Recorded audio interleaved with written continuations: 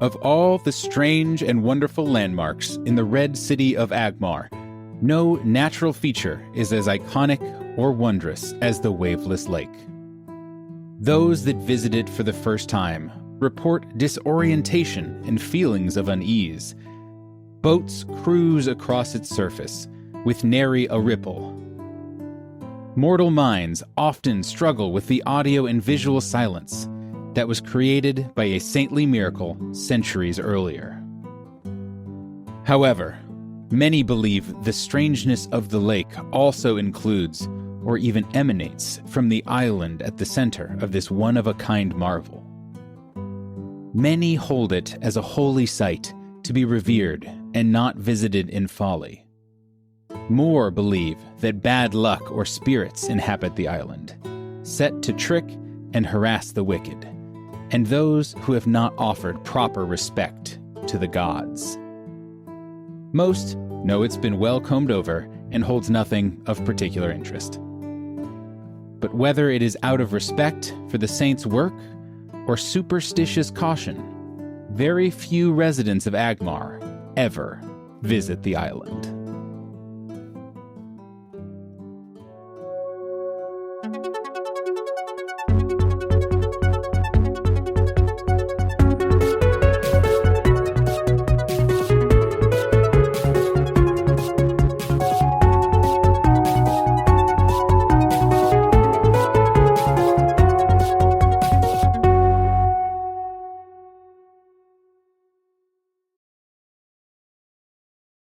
Hello, everyone! Hello! Hi. Hello! Welcome once more to Reckless Attack, a 5th edition Dungeons & Dragons actual play podcast. I am, as always, your GM, Nathan.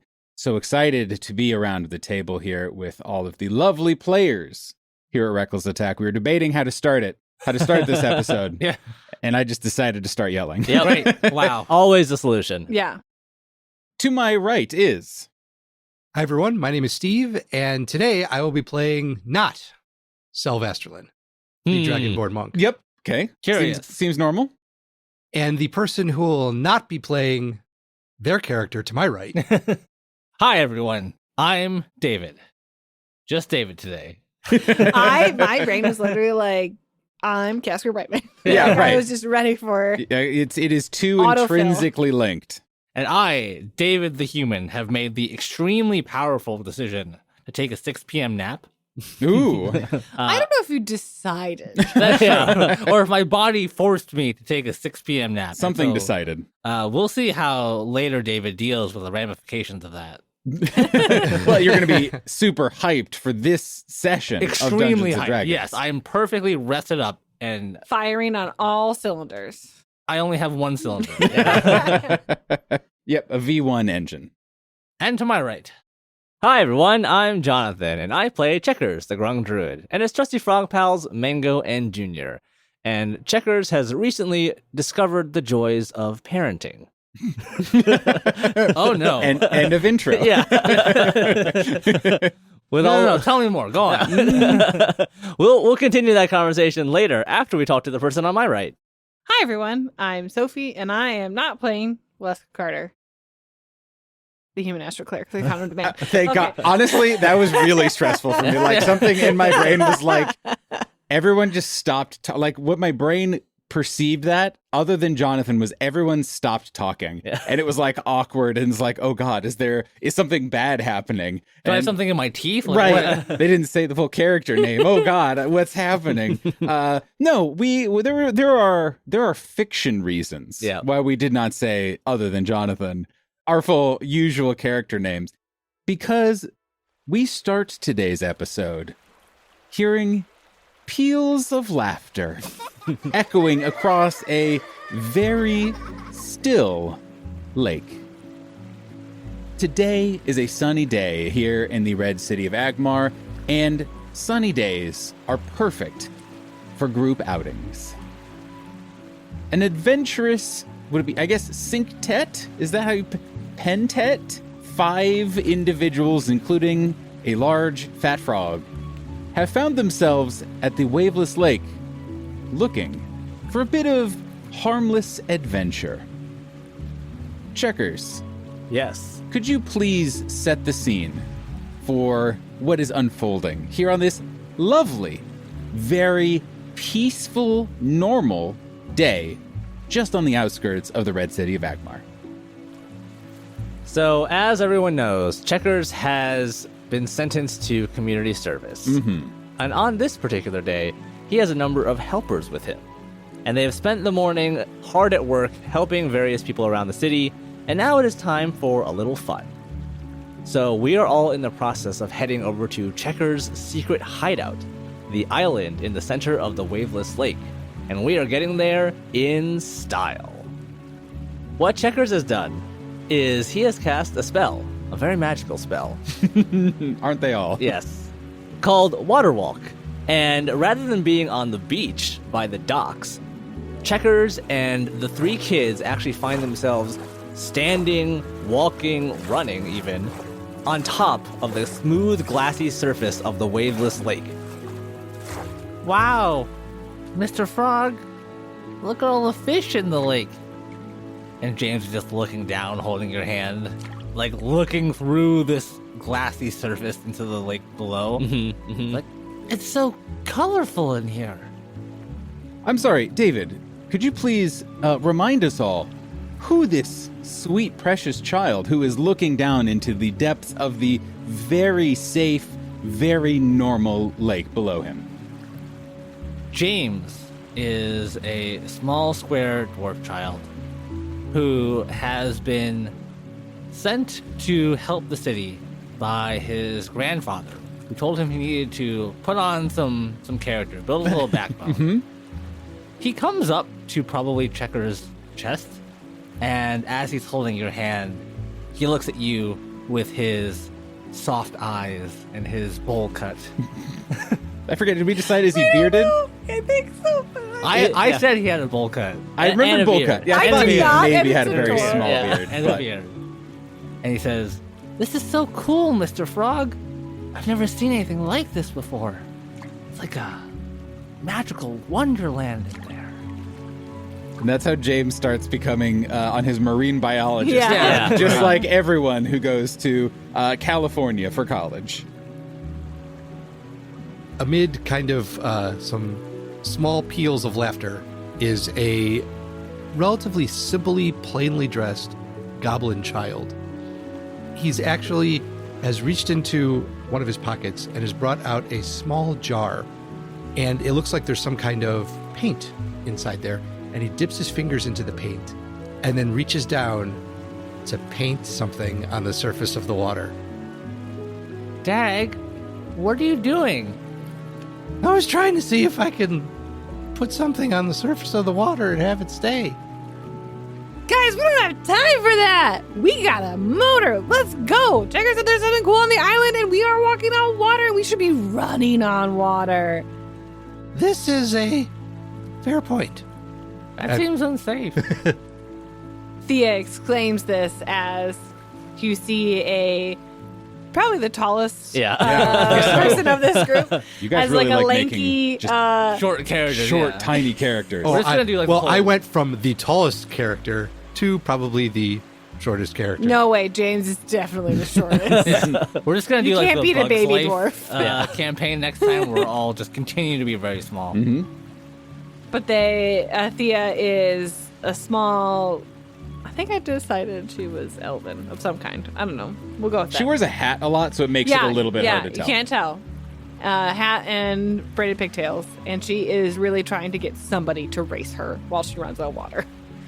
And Checkers is more than happy to oblige as he sees the pent-up energy in Thea as she starts rushing towards the island and is just like, 3, 2, 1, go. I feel like that happens. Thea bolts off, and then you are stuck because there is an anchor holding your hand. Oh, yeah. I gotta James. pick up James. Oh, James, come on, come on. I'm still here, Mr. Frog. James Oh, weighs God. 240 pounds. Oh, no. Dwarf children are they are actually born at this and stay the same way Right. their entire lives. They It's are distressing. boulders that have been squished down Yes. to a child. Yes. Dag just suddenly exclaims, I'm going to beat all of you, and takes off after Thea. And as the group of you guys run across this lake, for anyone who is watching, it is a very strange sight because none of you are kicking up any water. It is very glassy, and there is still kind of just a tiny bit of splash and give for you guys, but there's no kick up of any water. It is as if your feet just make perfect indents as you go.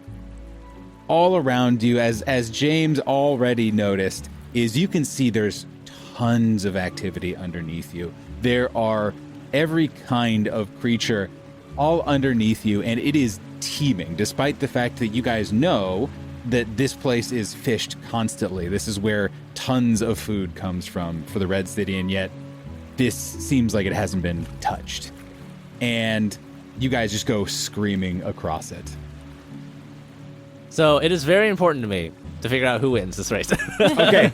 You are weighed down by a 240-pound Yeah, horse. Checkers is pretty good at running, but carrying James is going to be a little tough.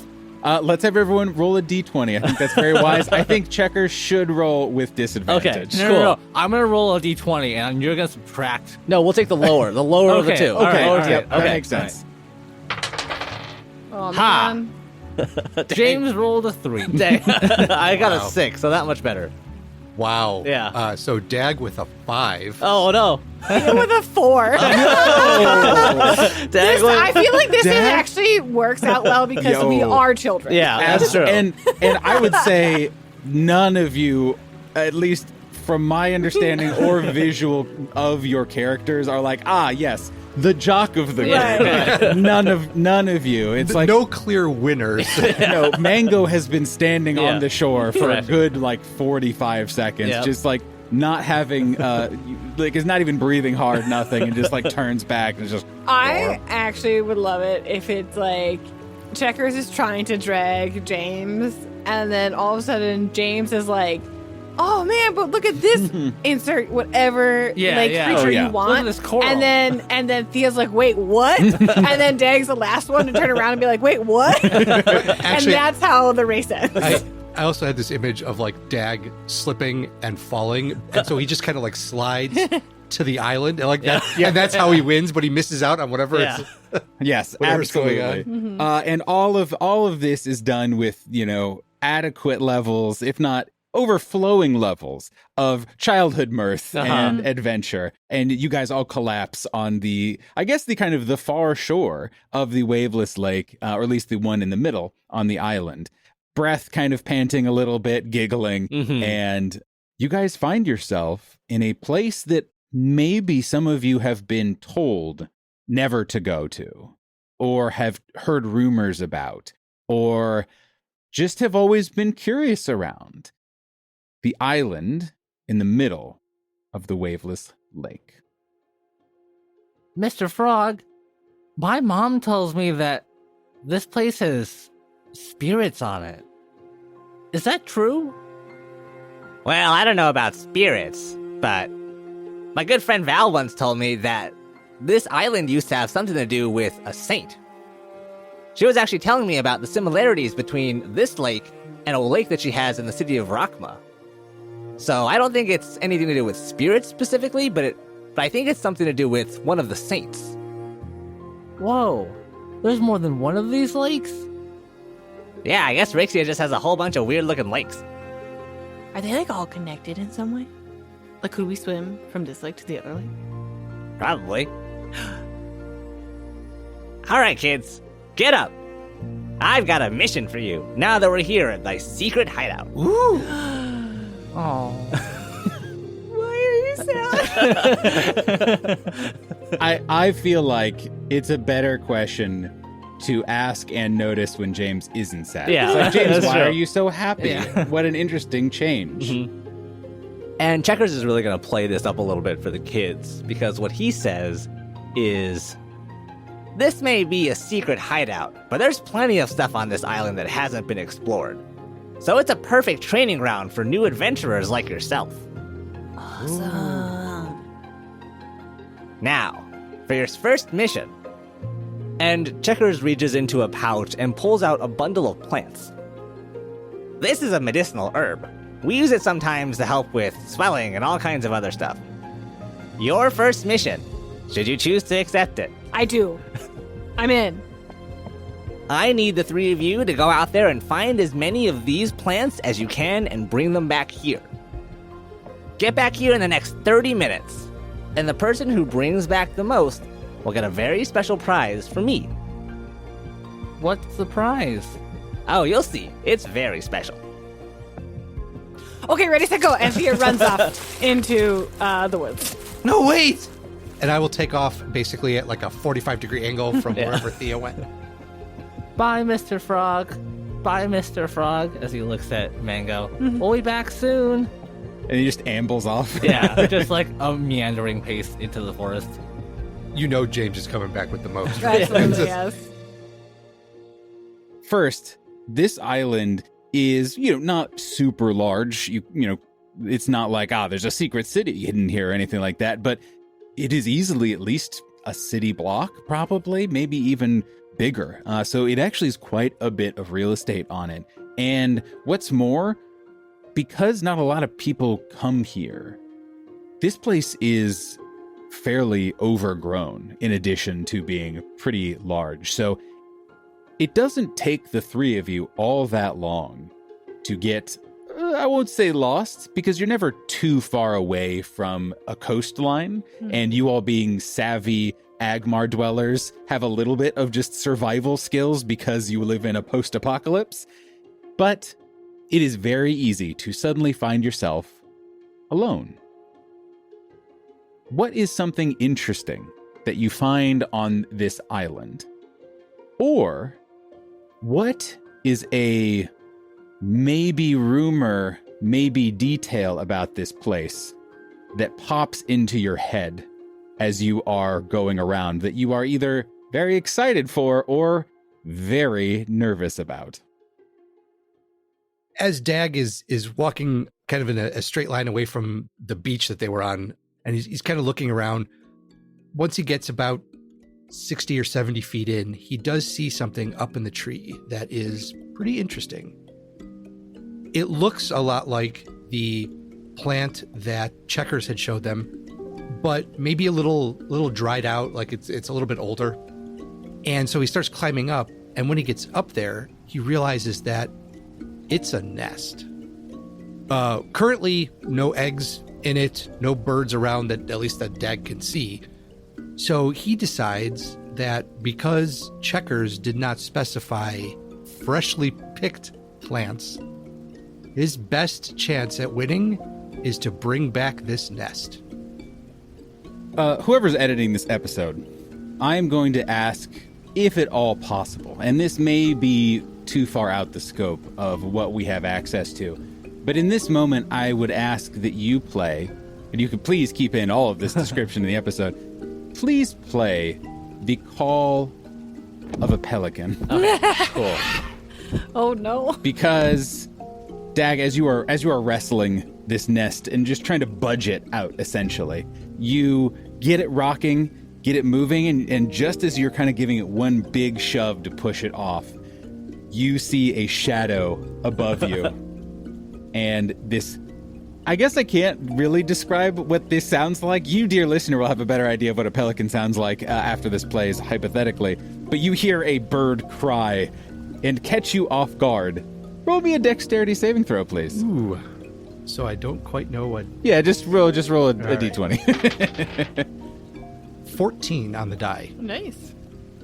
You are able to, in midair, twist the nest underneath yourself and land on it as a lightly, kind of pokey, but still effective cushion. And Checkers has been hiding in the bushes this whole time, watching Dag, just keeping an eye on him. And he decides, Dag almost got eaten by a giant bird and did not do anything to help him. Just watched him and was like, yeah, this is an acceptable risk. Just recently, you almost got eaten by a giant bird. Correct. In fact, several times across the course of your adventuring career, you've almost gotten eaten by a giant bird. And this is a very important learning, do or get maimed kind of situation. Correct. Everyone needs some kind of avian arch nemesis. Yes. Thea, in her excitement, just started running and is, I think, more excited about running through the woods in this strange and, in her mind, forbidden place. She's really not keeping an eye out for plants too much. She's just enjoying the moment. And she finds that she has, like, run to another shore.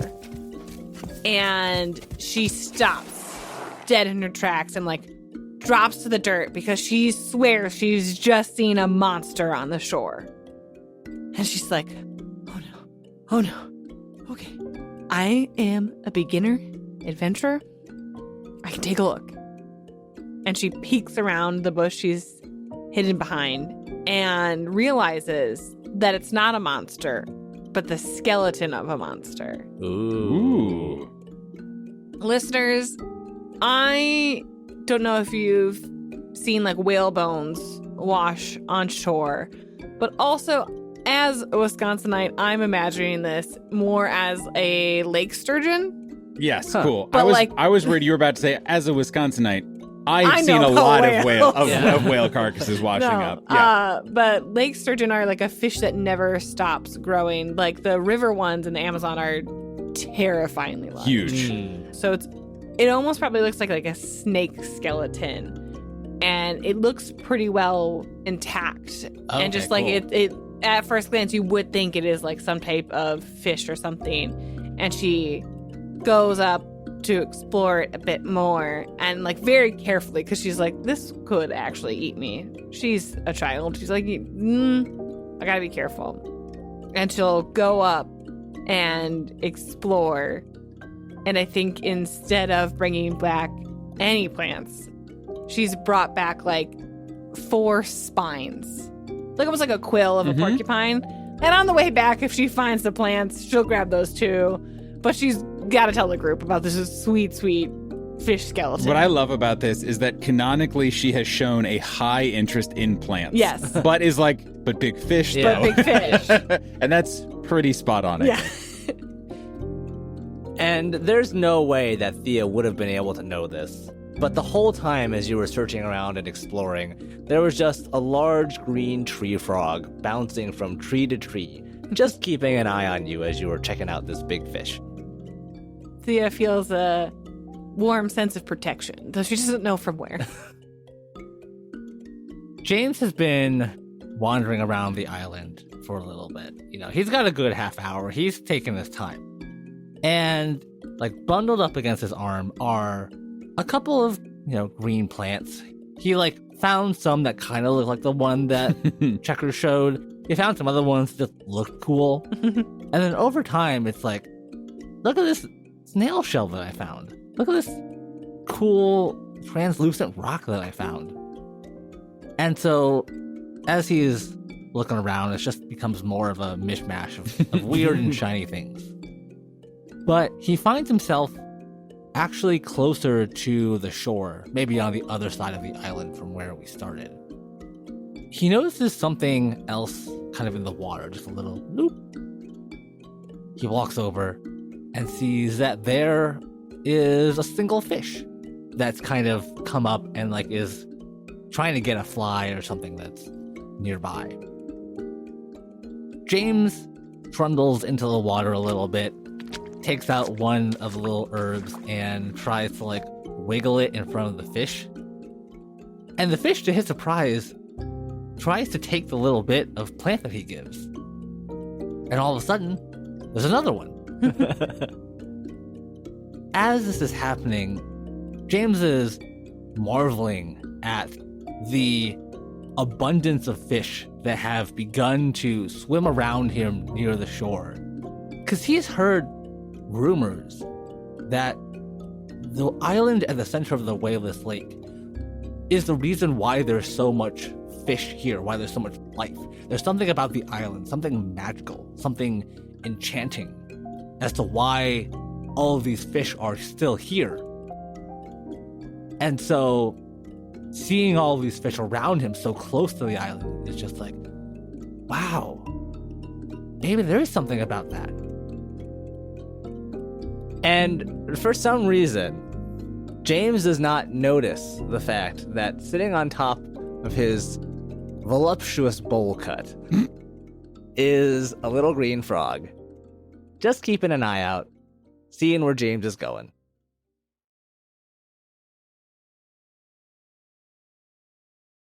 And now, a word from our sponsor.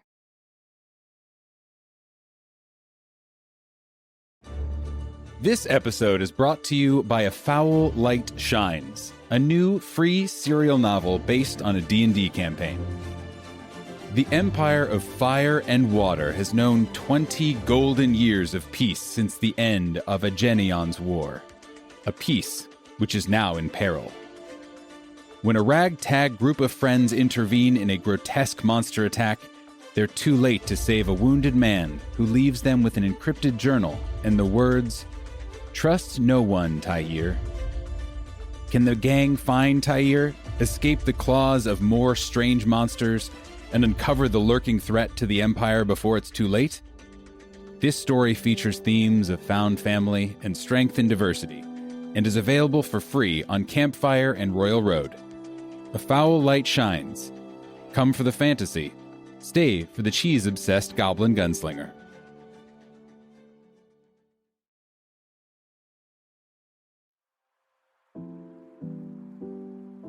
Hello everyone, GM Nathan here, and welcome once more to the Midroll. This is where I remind you to follow us on all the social medias, particularly on Twitter at reckless_attack, where we are posting a variety of frogs and memes, and frog memes, and meme frogs. You can find all our socials by visiting our website at recklessattack.com, and much more. If you like us, consider supporting us on Patreon. It's one of the best ways to help us grow and improve the show. Early ad-free episodes, level up talkbacks, and oodles of other stuff await you there at a variety of tiers. Lastly, don't forget to tell a friend if you're enjoying the show, or let us know by leaving a rating or review on your podcatcher of choice. That's all from me. Enjoy the rest of the episode.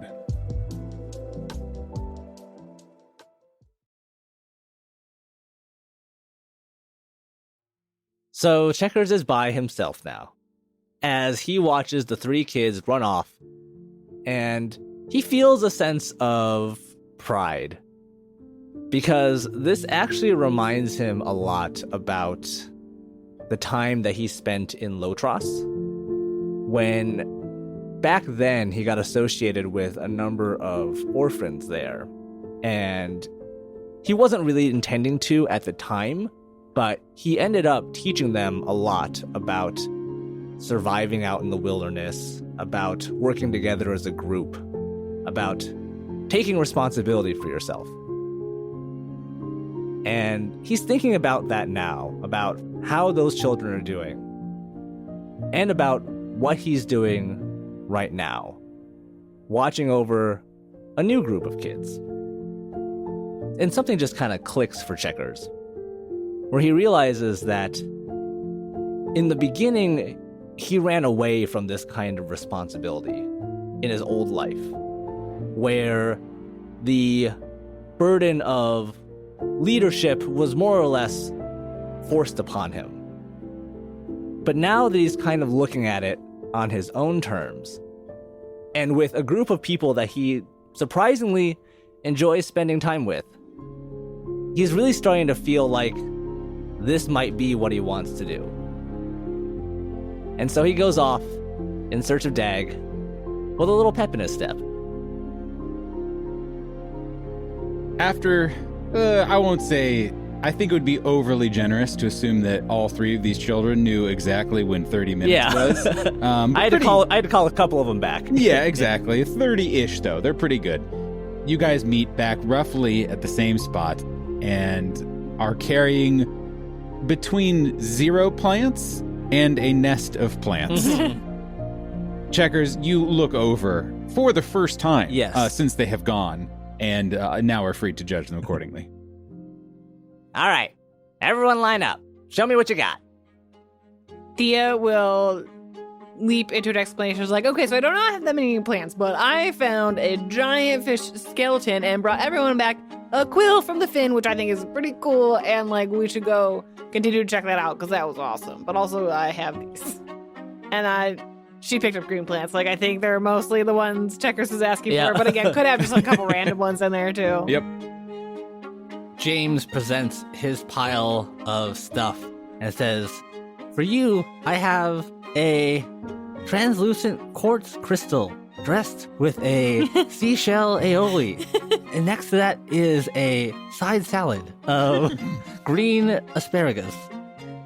I love that this is the most animated we've ever heard James in the history of the world. James, I don't think you know what any of those words mean. So they're from the show my mom likes to watch. I don't know what they mean either.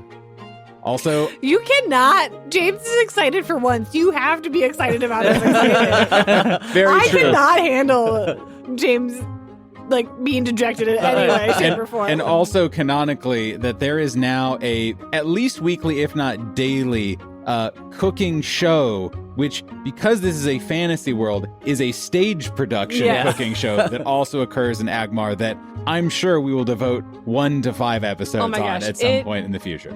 Can it please be like the farmer's market section? We'll where, like- we'll Okay, get into all it. right. We have a lot of ideas. We can't be selling them on air. IP TM. But the side salad is the only part that's green. Yeah. And there's like one plant in there. And Checkers will take the flat rock with the food on it and just says, "Good job, James. You did well." So once you see all the kids on the beach there, Dag is actually the last to finally make it back to Checkers. Mostly because he's dragging this thing behind him that kind of looks like a nest that has seen significantly better days. And he's just slowly pulling it. And he stands up next to the nest, puts his hands on his hips, and looks incredibly proud of himself. I found an entire nest made out of those plants. Dag, I need you to step away from that nest. Come over here. Leave it on You the too, ground. Thea. You too, James. Come over here by me. All right, it's good. We should all take a step back and marvel at the enormity of my nest. Yes, we'll be able to see the nest very well from over there. Follow me, kids. As we just hear Yes, exactly. All right, move. One. And one you of those shadows comes across. absolutely, and you guys, we'll say you head kind of a little bit into tree cover at Right. minimum, a little Yeah. towards the center of the island. Once we finally made it to safety. Checkers fears no man, Right. but he fears birds. You know, kids, I'm really proud of you. You didn't find very many plants, but you did find adventure. It was awesome. That was pretty neat. And for that, I have a special prize for each of you. What? Checkers takes out something from behind his back and starts handing out little gifts to the various kids. Now that you've completed your first mission, you're all official adventurers. Ooh. And Checkers hands each of you a little wooden badge with a little frog on it. You're all official members of the Frog Squad now. You guys, this is so cool. And you guys see as James holds up his little frog token, the rare smile on his face. He is just the smallest little smirk. You can tell he is ecstatic. I imagine there's some kind of stipend that goes along with this. And as Checkers holds up his own little badge with a frog on it, he also hands out to each of you weapons. Yeah. Whoa! If you're gonna be adventurers, you gotta be ready to fight. So he hands out to James a set of 2 wooden daggers Neat. that he has carved in the time that the kids have been away. It's important that the listener at home know how David reacted to this, which was very slowly raising 2 fists next to his face. It's like as if it came from like out of the camera frame, like neat. Yeah. 2 daggers. For Thea, he has a sling and a bundle of rocks. Cool. And for Dag, he has a goblin-sized wooden sword and shield. Oh, offense and defense. Thea immediately starts flinging rocks. Where? Who knows? It's her first slingshot. Sling. Now, while you kids were out looking around, I found the site of our next adventure. There's a cave not too far from here that I was looking to explore with a competent group of adventurers such as yourself. You're going, ow! As the definitely smacks her head and herself in the face. And then a kathunk Yeah. as it bounces off of Dag's shield. I don't know what's in there, but I'm hoping this can be the Frog Squad's first mission as a group together. What do y'all say? Yeah, Frog Squad! Frog Squad! I am ready for adventure. All right, Frog Squad, let's hop to it. Frog squad. Frog squad, frog squad, Frog Squad! Frog Squad! Frog Squad! And the only thing that can be heard over the cacophony of cicadas in the far shores are the chants of the Frog Squad as you guys go further into the island. After a little bit of walking, you guys come across a stony outcropping. It is a cave mouth, just kind of going almost straight down underneath the surface of the island. This is like every adventure has this is the start of it. This is the cave. This is the cave for the adventure. This is so cool. Maybe it's a dungeon with dragons in it. Maybe there'll be treasure. That'd Ooh. be cool. Treasure would be better than dragons. Well, if we want to find out, we gotta go in there. Spelunky! All right, Dag, you've got the shield, so you're gonna go in first. Ooh. Thea, keep an eye out. Watch for any danger, and make sure you let us know if you see anything weird, all right? On it. James, I need you to stay behind me. You're gonna cover the rear. I can do that. Everyone ready? Yeah. Let's go! Dag hoists his shield up and just starts oddly narrating. As the brave goblin inches forward in the dank dungeon, he doesn't see anything at first. He still doesn't see anything. The nothing continues to be seen. Checkers. Yes. You, despite the inferences that this was a mysterious first spelunk into this cave, you've been here before. Yes. I would not have intentionally sent these children into danger if I didn't know that this was a perfectly normal empty cave. Perfectly normal empty cave. Could you just very briefly, though, just to set the scene, it's dark, but actually I think maybe all of the children have dark vision. Yeah. But it's dark, but there is enough sunlight, and, you know, if you guys wanted to light a torch, that sort of thing, I mean, adds a lot of kind of adventurer ambiance to have a torch lit. Right. But as you guys descend, what do you guys kind of find? What does it look like in the cave and really the room of the cave that you are going into? This cave opening opens up into a pretty large room after a little bit of walking. And the kids in Checkers are having to, like, squeeze through a few tough spots. You know, we're trying to get through some rocks and various things. But we find ourselves in this large opening with a bunch of stalactites and stalagmites and pools of water. And you can hear, like, the bats chirping up above. Like, this is the perfect mysterious cave ambiance. Absolutely.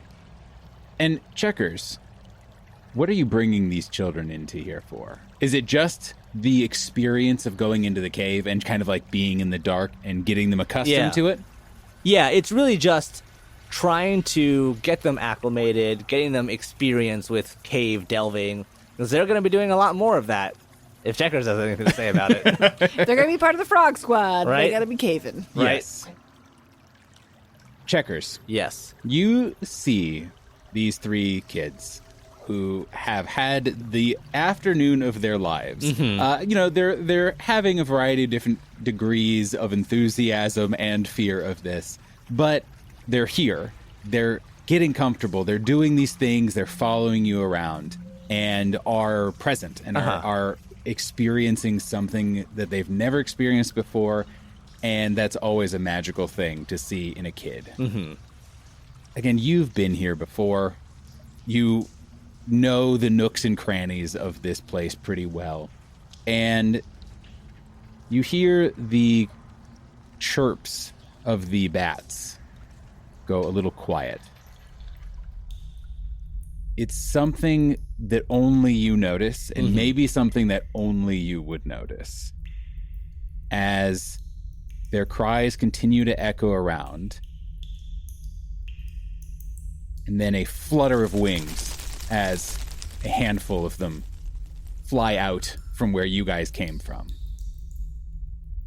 And you catch a faint sound of rocks shifting.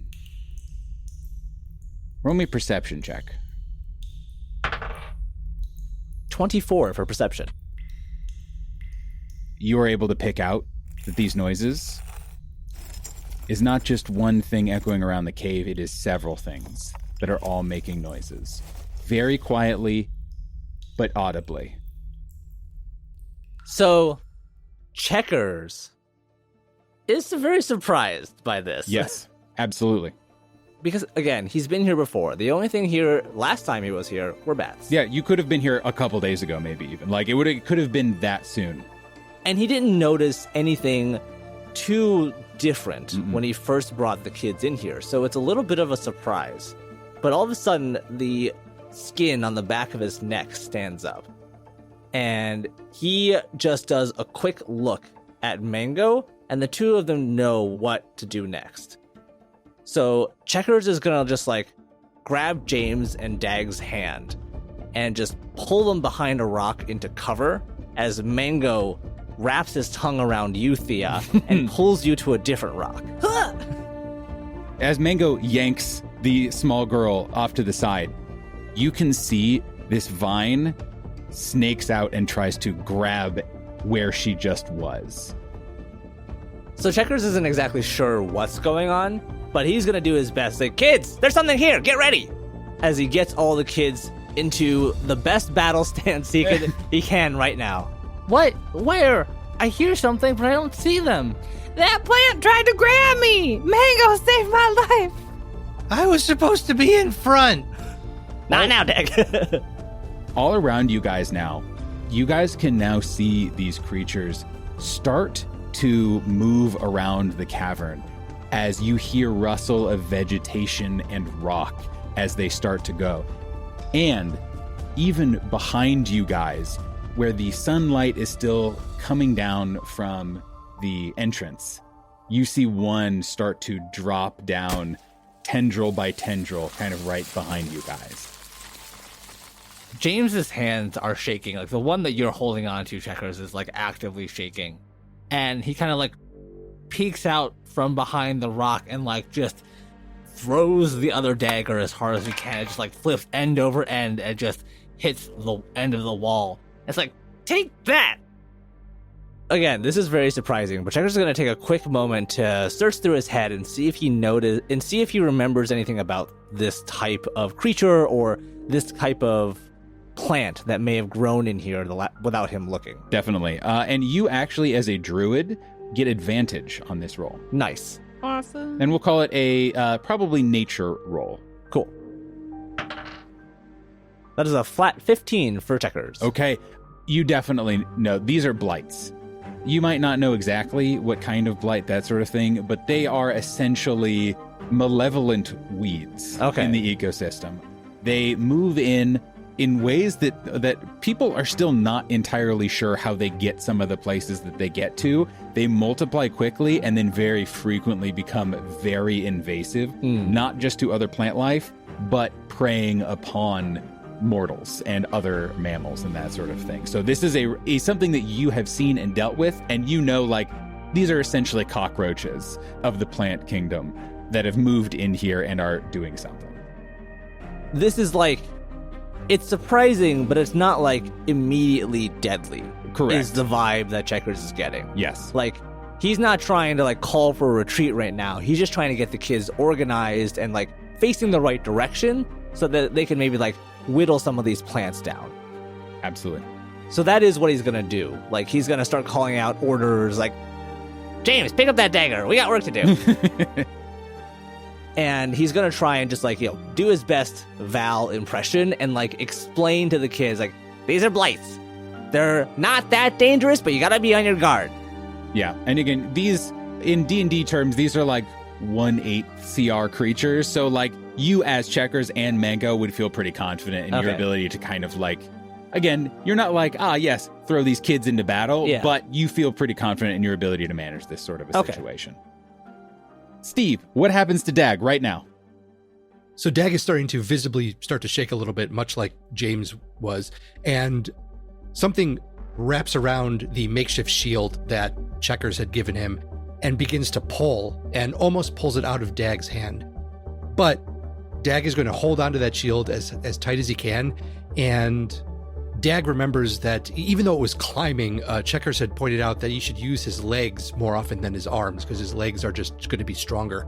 And so Dag kind of digs his front heel into the dirt in front of him and then pulls back with the vine attached to it.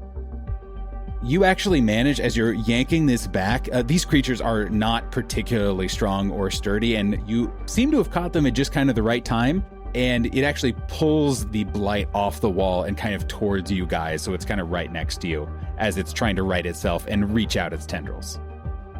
And that gets the blight that you're carrying around just in position for Mango to hop on top of it and squish it into the ground. Teamwork! Yeah. David, what happens to James right now?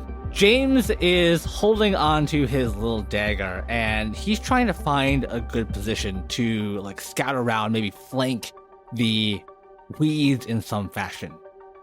He notices all of a sudden that some of the weeds are kind of crawling up to his left, and so he runs around a little bit to try and like hide, try and like get away from them, and all of a sudden he sees a rock, a boulder that looks a little bit more square. And he thinks back, it's like, I don't know what's happening, but everyone says they couldn't find me. So he runs over to this rock and like stands next to it. And all of a sudden the vines that are kind of like chasing after him just stop and like look around. Yep. And Checkers stands up toe to toe with this blight as he notices where James has run to, and all of a sudden calls out, "James, now!" as he is distracting the blight.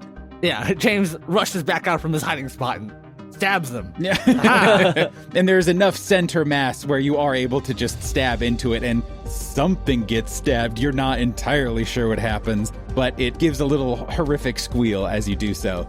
I really like to just imagine Checkers stabbing it from the other side of like, yeah, James, you did it. That's kind of exactly what I was thinking. Yes, exactly. Sophie, what happens to Thea right now?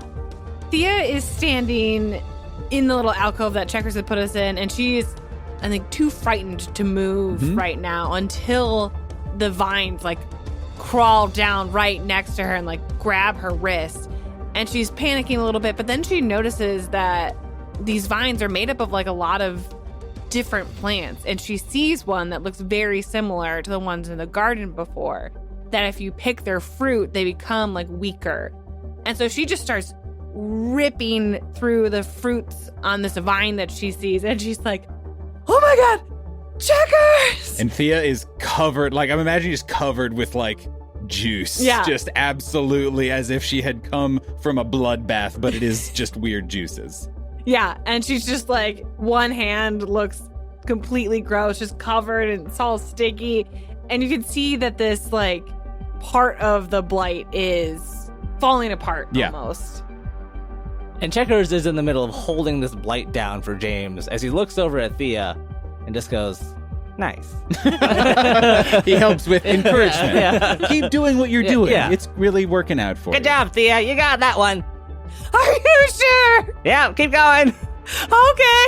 Horrible juice and ichor and child tears of both fear and validation are just absolutely covering the entirety of Thea. Checkers, this continues on for just a little bit, and again, you know these are kids. Yeah. They're not like combat proficient, but you are able to, because these things aren't moving very quickly, are able to start kind of carving a little bit of a path back out of the cave. Mm-hmm. A few seconds into this combat, essentially, Checkers started off very surprised this was happening, but is also feeling, again, a sense of pride that the kids have managed to overcome this challenge. he's helping James, he's encouraging Thea, he's keeping an eye on Dag, as he is guiding them towards a path of retreat out of the cave. This might have been a pretty tough first adventure for the kids, but he's like, no, they learned a lot today, and they'll carry this memory with them for the rest of their time on the Frog Squad. It won't be trauma. It'll be a lesson. It'll be right. Yeah. That's right. Exactly. Precisely. And you're looking around, feeling good again, kind of beating a not a hasty retreat so much as a controlled retreat. It's like, good job, well done. Yes. Oh, throw a rock at that one. Be sure to get that XP before we leave the cave. Exactly. I want to see you all at level 2 before we go. Exactly. When something grabs your ankle, and deeper into the cave, kind of the farthest wall, where you see another vine and tendril has extended out and grabbed you, with several others following hungrily. You remember, oh right, there's an alpha blight when these sort of infestations happen. And if you want to take care of these infestations, you have to make sure that the alpha is taken care of. You see this much larger amalgamation of vines, of fruit, start to pull at you and actually pull away from the cavern wall. It is so ingrained there. Like, it has roots so deep already that it actually starts pulling rock away as it just tries to paw at you and the rest of the kids. As it does so, the wall behind it collapses, unveiling something deeper than this cave. But you'll have to worry about that in a minute, because you are absolutely now, there are 3 vines kind of across you, a leg, a hand, and across your midsection, as this thing has just absolutely struck like a viper. And there are still kids right next to you. What do you do? So Checkers was not expecting this. No. Oh, but when I rolled that 20, right? damn it. Really wish he had paid more attention in Val's lectures. I was impressed with how much Checkers had paid attention. Yeah, to right? during Yeah. Val's lectures.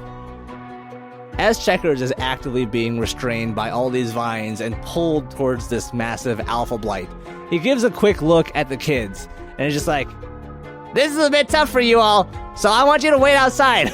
I'll be there in just a minute. As another vine just covers his mouth. Are you sure?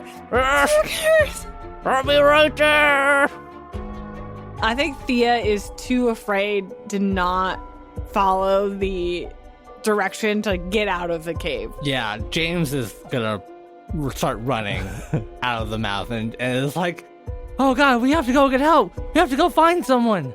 I think as Thea catches up to James and Dag, she grabs both their hands, like, yeah, James, we gotta go get help. Wait, but I'm supposed to be first. The 3 of you take off, and you all start to hear more and more kind of pitched combat sounds echoing from the cave. And you guys just keep going. You go back to the spot that you guys were dropped off at, just right on the lake shore facing the city. You all hear a rumble and another rumble. And it keeps going until it is more of a pulse. And you all look down at the lake and can see ripples start to pulsate out of it, as if something underneath the island is making this happen. The 3 of you look out at the Waveless Lake as it begins to churn and ripple and indeed be waveful.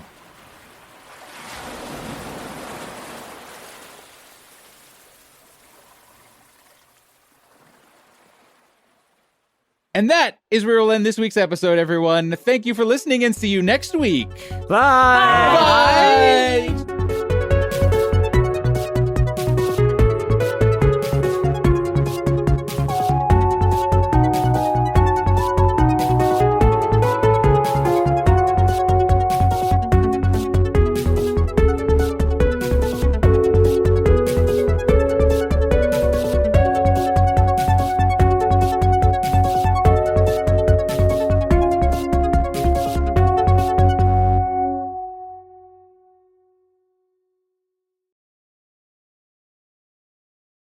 And Checkers reaches into his bag and pulls out what looks like a bundle of weeds.